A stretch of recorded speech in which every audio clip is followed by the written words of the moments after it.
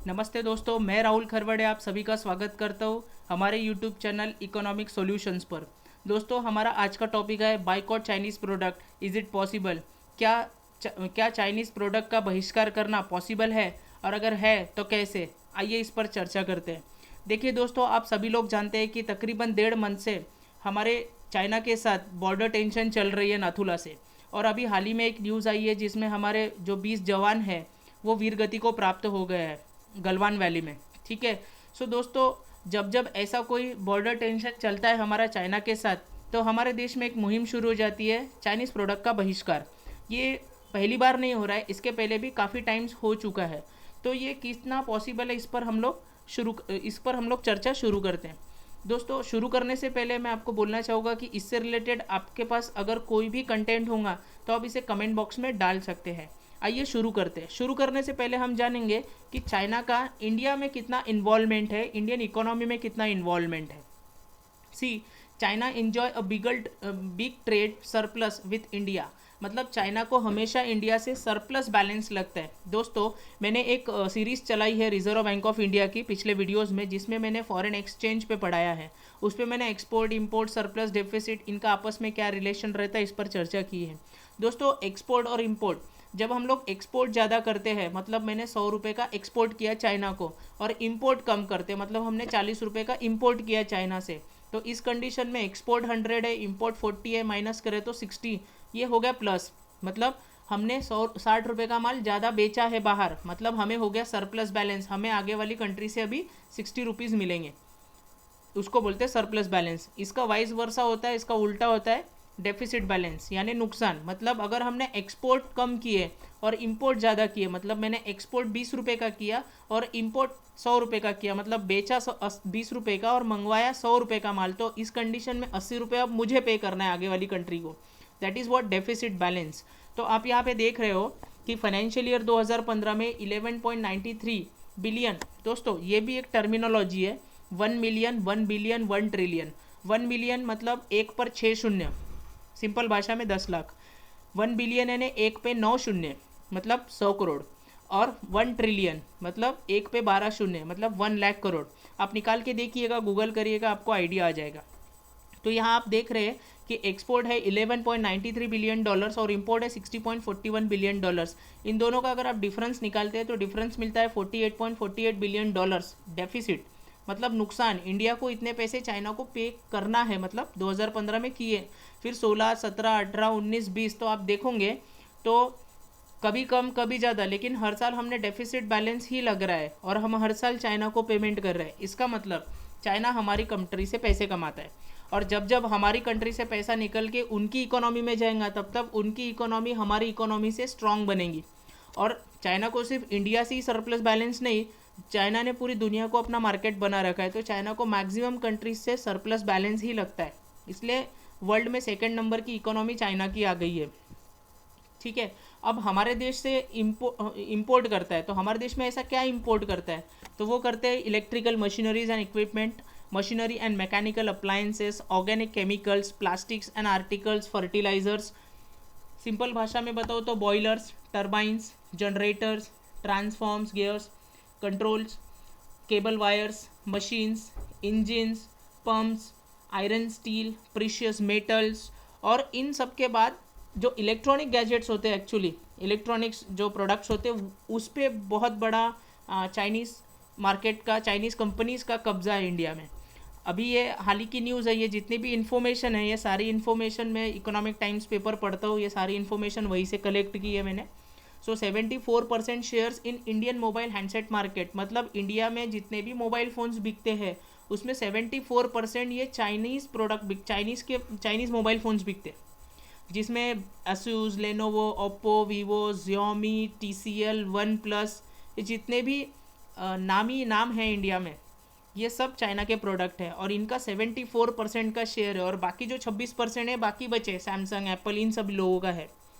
ठीक है। तो ये 74% का इनका शेयर। अब इसके पीछे एक इतना बड़ा मार्केट कैच करने के पीछे भी एक कारण है, क्योंकि मोबाइल फ़ोन सस्ते होते हैं। अब इंडिया का जो पर कैपिटा इनकम है, ठीक है, वो काफ़ी कम है, और इंडिया में जो लोग हैं वो सिंपल फैमिली का कोई भी पर्सन 8-10 हज़ार रुपये का मोबाइल फ़ोन अफोर्ड कर सकता है, उससे ज़्यादा नहीं। ठीक है, उससे ज़्यादा महंगे मोबाइल फ़ोन्स वो अफोर्ड नहीं कर सकते। अगर आप किसी को बोलते हैं कि 8-10 हज़ार रुपये का मोबाइल फ़ोन छोड़ के 6-7 हज़ार रुपये ज़्यादा लगाओ और सैमसंग का खरीदो, तो ये थोड़ा सा क्वाइट इम्पॉसिबल है इंडियंस के लिए। ठीक है, इसीलिए हम लोग बाइकॉट तो बोलते हैं, लेकिन फिर भी उस पर टिके नहीं रहते, लोग खरीदते हैं हमारे देश में। ऐसा अब पहली बार नहीं हो रहा है, बहुत बार होता है। अभी ये कल परसों की ही न्यूज़ है कि 1 मिनट में, मतलब वन प्लस का एक नया मोबाइल फ़ोन आया है, वो मोबाइल फ़ोन 1 मिनट में बिक गया। मतलब मैक्सिमम हैंडसेट 1 मिनट में, मतलब एक जगह न्यूज़ आती है कि चाइनीज़ प्रोडक्ट को बॉयकॉट करो, और दूसरी जगह हम लोग और दूसरी न्यूज़ हम पढ़ते हैं कि 1 मिनट में सारे के सारे हैंडसेट बिक गए।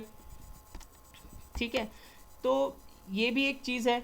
दूसरा 45% share smart TV, 10-12% share white goods का है। वाइट गुड्स बोले तो इसमें आता है एसी, मतलब air conditions, refrigerator, stoves etcetera. ये स्मार्ट टीवी आता है ब्राउन गुड्स में। ब्राउन गुड्स में आपको टीवी मिलेंगे, रेडियोज़ मिलेंगे, डिजिटल मीडिया प्लेयर्स मिलेंगे, कंप्यूटर्स मिलेंगे। अगर आप ओवरऑल बात करें तो चाइना के जो प्रोडक्ट्स है वो इस तरीके से डायरेक्टली इंडियन मार्केट में तो है ही, लेकिन इनडायरेक्टली भी अभी कोई इंडियन कंपनीज़ है, वो कोई प्रोडक्ट बनाती होंगी तो कोई तो भी पार्ट्स वो चाइना से मंगवाते हैं और वो पार्ट्स उस प्रोडक्ट में डाल के भी बेचते हैं। तो इस तरीके से भी चाइना इन्वॉल्व है। सॉफ्टवेयर, ठीक है, एप्लीकेशंस, इस तरीके से भी इन्वॉल्व है चाइना इंडिया में। So this is what is तरीके से चाइना ने इंडिया को कैच करके रखा है मार्केट के मामले में। दूसरा इनका एक सेक्टर ये भी है, चाइनीज़ इन्वेस्टमेंट्स इन इंडिया।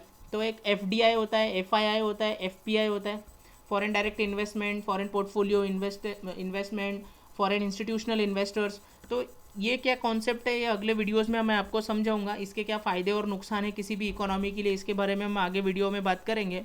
लेकिन कुछ चाइनीज़ कंपनीज़ के ऑलरेडी इन्वेस्टमेंट है, Paytm, Byju's, OYO, Ola, big basket, Swiggy and Zomato जैसी कंपनीज़ में, और कुछ के ऑलरेडी बहुत पहले से दूसरी कंपनीज़ में भी होंगे, कुछ स्टैंड बाय पे है, कुछ पाइपलाइन में है, कुछ इन्वेस्टमेंट्स आने वाले हैं।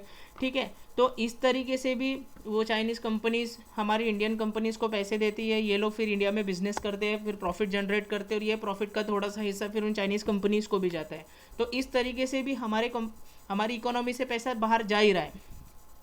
ओके, अब अगर हम लोग बात करते हैं चाइनीज़ प्रोडक्ट के बॉयकॉट की, तो ऑब्वियसली 100% हम कर सकते हैं।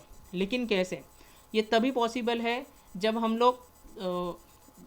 लोग एक एकता दिखाए, हम लोग कोई प्रोडक्ट सही में ना खरीदें। लोग बोलते हैं इधर, लेकिन दूसरी साइड में वो खरीदने जाते हैं चीज़ें, चाइनीज़ प्रोडक्ट, क्योंकि उन्हें वो सस्ती मिल जाती है। कि चाइना सस्ता बना पाता है क्योंकि चाइना के पास चीप लेबर है, क्वालिटी पे वो ज़्यादा फोकस नहीं करते। दूसरा, वो ऑनलाइन बेचते हैं चीज़ें, ठीक है, ऑनलाइन चीज़ें बेचते हैं, इसलिए डिस्ट्रीब्यूटर का पैसा इन्वॉल्व नहीं रहता, तो इनके कारण उनका प्रोडक्ट सस्ता पड़ता है। लेकिन अभी हमारी जो भारत सरकार है, हमारी सरकार ने मेक इन इंडिया का कॉन्सेप्ट लेकर आए, उस मेक इन इंडिया पे काम भी चल रहा है अभी।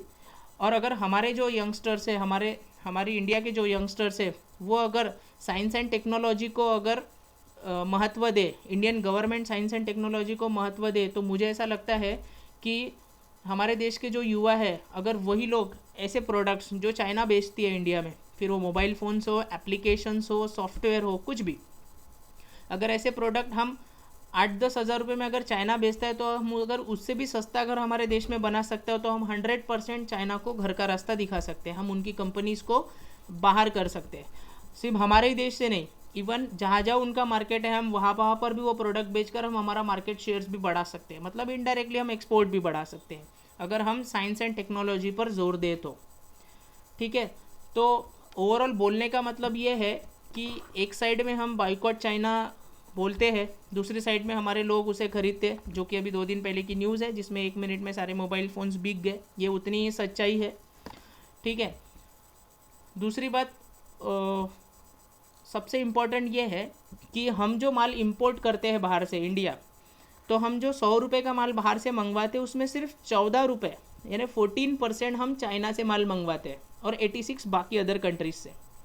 और चाइना जो माल बाकी कंट्रीज़ में बेचता है उसका सिर्फ 3% सिर्फ 3% ही इंडिया को बेचता है। मतलब अगर हम फुल तरीके से भी चाइना को अगर बॉयकॉट करते हैं तो चाइना का सिर्फ 3% का मार्केट गिरेगा, सिर्फ 3% का उसका नुकसान होगा अगर हम पूरे चाइनीज़ प्रोडक्ट बर्न करते हैं तो, ठीक है, सिर्फ 3% का।